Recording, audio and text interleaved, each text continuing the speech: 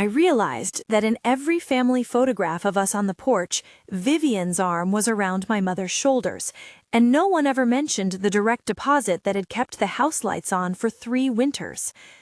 After the dinner, on my walk home, the city felt unusually bright. The streetlights threw long, clean shadows.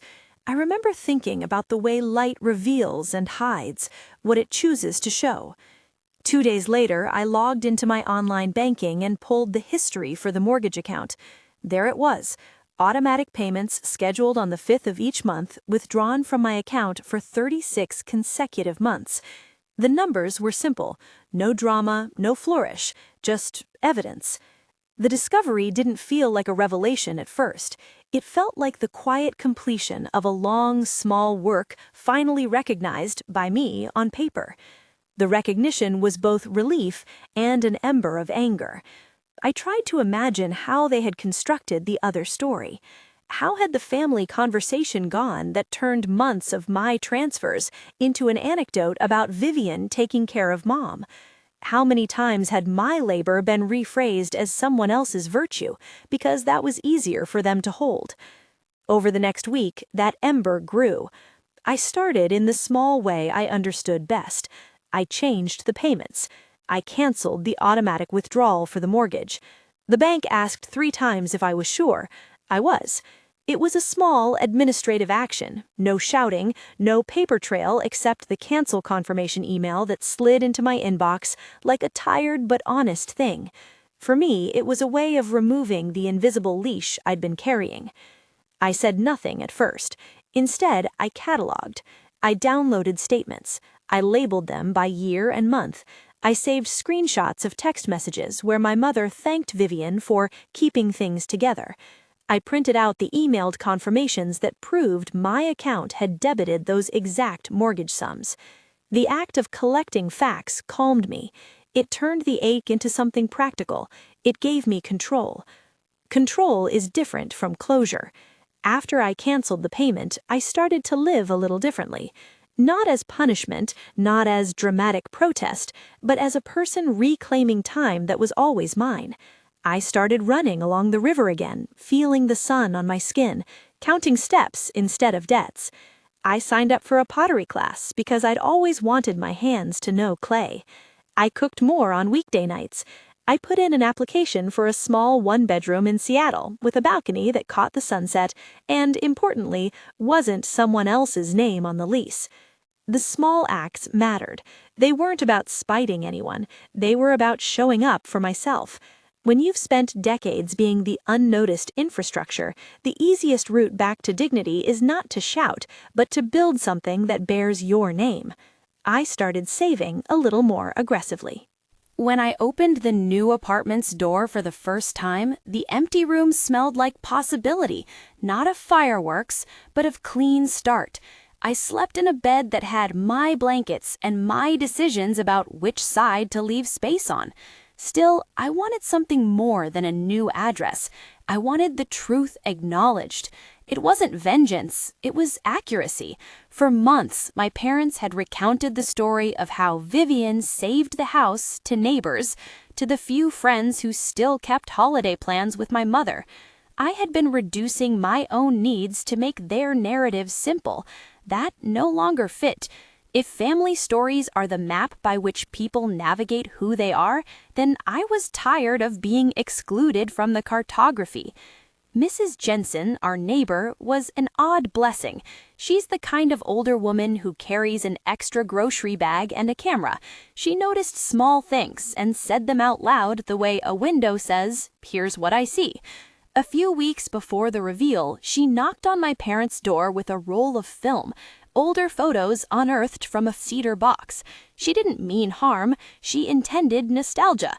I was at their house that afternoon helping my mother clear something off the counter when I saw the picture she held up, a photograph of the porch with my family from a summer party. Vivian stood at the center, battery of smiles. My mother, younger then, leaned on her shoulder. I was there too, watching, mouth mid-laugh, hands holding a folded napkin. No caption, no commentary. But Mrs. Jensen noticed something else, Off to the side was a small scrap of a travel brochure in my hands from a trip I'd planned that year and canceled because of the house repairs. She said, "You look like you do things for people," as if that were a neutral observation. I said nothing then, but later it simmered. If outsiders could see the threads I'd woven into our life, why had our family story ignored them? My friend Sarah heard the pieces of my story by accident. We were at a cafe and I unspooled the quiet math of those mortgage payments, the canceled auto pay, the photographs. She listened, then asked the question I hadn't allowed myself to ask out loud. "Are you going to tell them?" I had no intention, initially, of staging confrontation, but Sarah nodded in that direct way she has and said, "Make it plain, bring the receipts, make a slideshow. People understand pictures and dates." The idea lodged in me like something small and true. I made the slideshow. It was almost comically simple. A plain title slide, then a timeline from the first payment to the last, scanned bank statements with amounts highlighted, the photos with dates stamped at the corner, text messages where my mother thanked Vivian for something that was, on paper, my action. I laid the images side by side with a bar chart that showed who had been making transfers into the mortgage account and when. There was no flourish, no music, only the visual clarity of dates and numbers. Sarah helped me edit on her living room floor, and she saved the final file onto a USB drive that felt heavier than the small device deserved. The evidence in digital form felt almost ceremonial. The family appreciation dinner was a community leader affair. My father volunteered at the neighborhood center and had arranged for the church basement to host a potluck. People clapped for small civic acts. It was gentle, the kind of event where you could sense obligation and affection printed on the faces of everyone who came. My mother had a table of photos prepared, polished portraits, images of Vivian holding bouquets, a banner that read, "Thank you, Vivian." The room was arranged as if to perform a long-held truth. I remember the feeling of stepping into a room where a story is already on its way. My hands folded once, then opened. I put the USB into the laptop at Sarah's insistence. She'd come for the moral support, and projected the slideshow onto the blank wall with the banner still fluttering above it. At first, family pictures displayed like they always did, smiling, staged, celebratory. Then the timeline slid in. The bar chart appeared. The monthly amounts filled the screen, color blocks marching in steady cadence. The room quieted as the facts moved across the wall. Silence has a temperature. It felt cool and thin. You could hear the faint fry of someone's hairdryer 2 blocks away. My mother's smile faltered. My father's hand went to the back of his neck. I spoke then, and I kept my voice even. I could have built to a crescendo. I could have delivered accusations like thunder. Instead, I said what I knew to be true and let the evidence do the rest. For the last 3 years, I've been paying the mortgage on this house. On the 5th of every month, my account has debited the amount titled mortgage payment. That is the series of entries you see on the screen. I said the words plainly, as if I were reading a financial report. The plainness helped. It wore away excuses as surely as wind wears on stone. There were murmurs, sharp little protests. My mother began to talk about memory, that she had always thought Vivian had been helping and must have told the neighbor that. Vivian's face was an open question of surprise.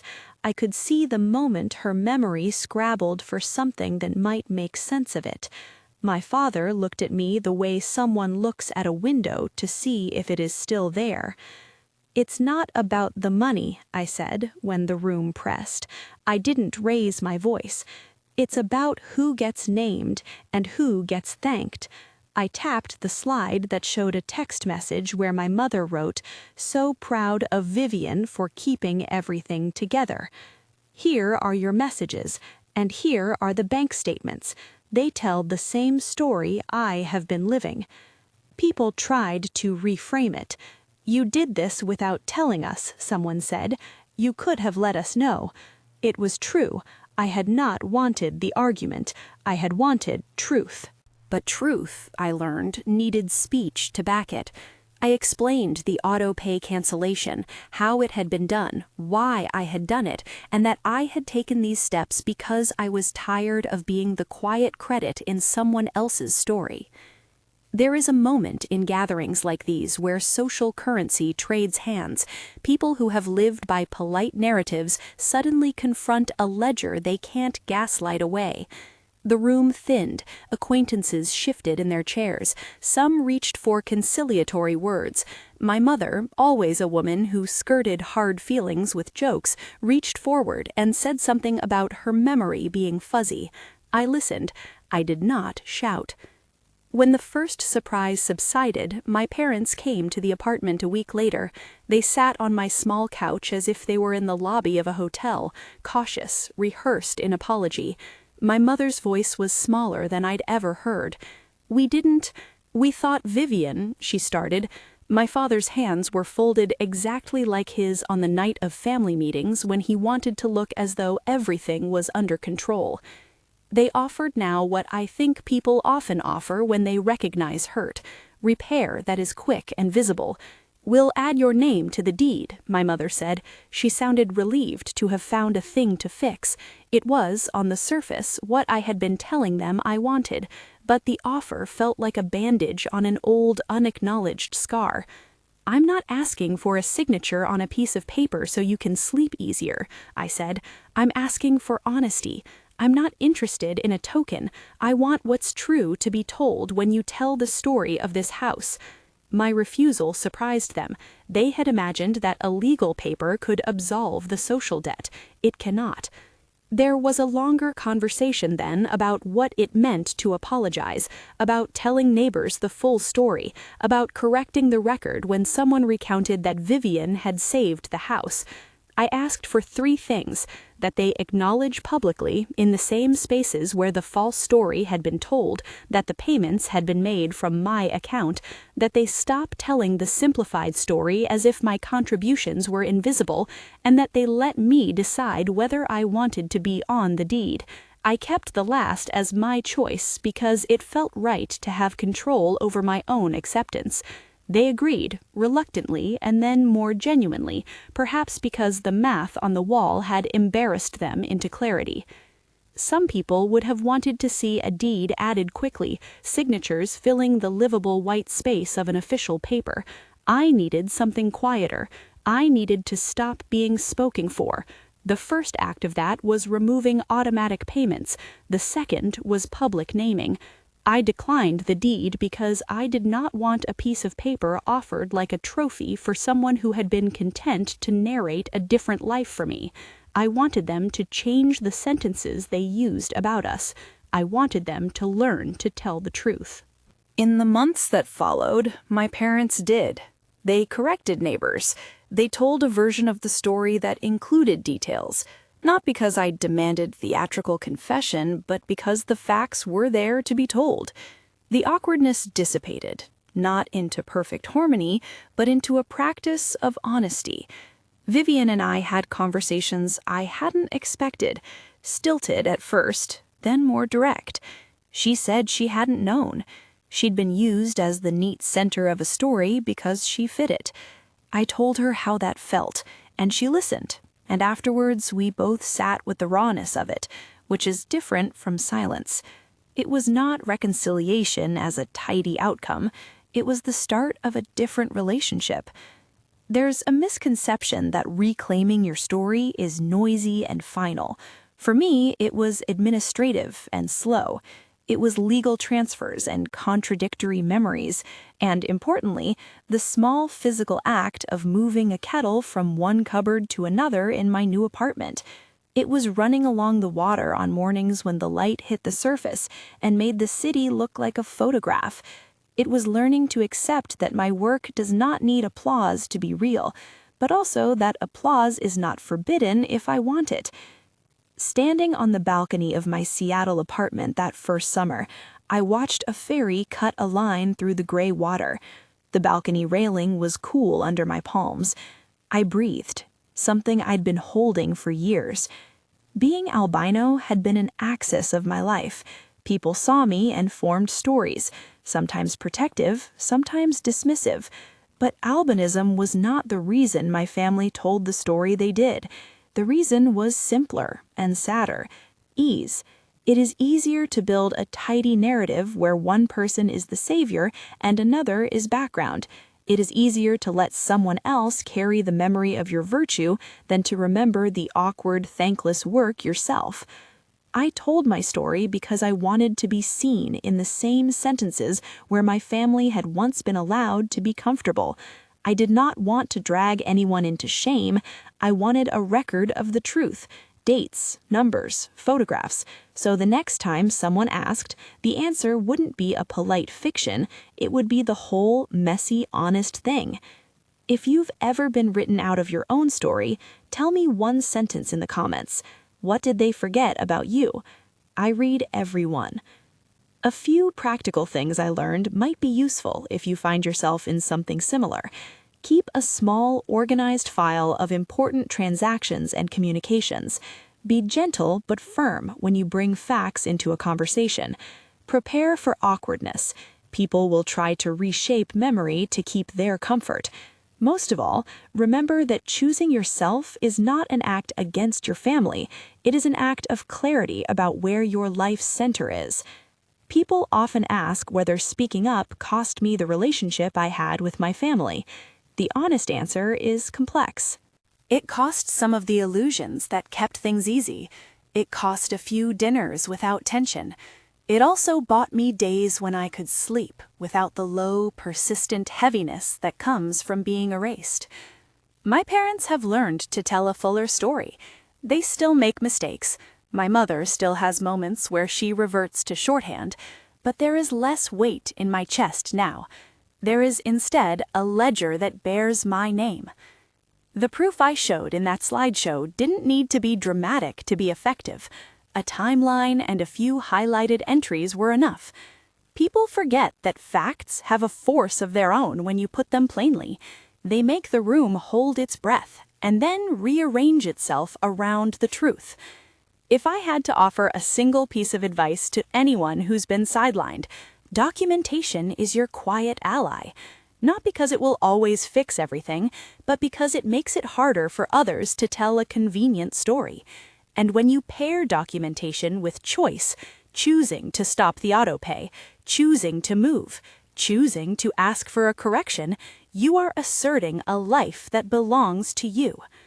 On the balcony now, with the city humming and a neighbor dog barking 2 buildings over, I still carry the memory of those starch-pressed family photos and the soft, offhand words that once tried to define me.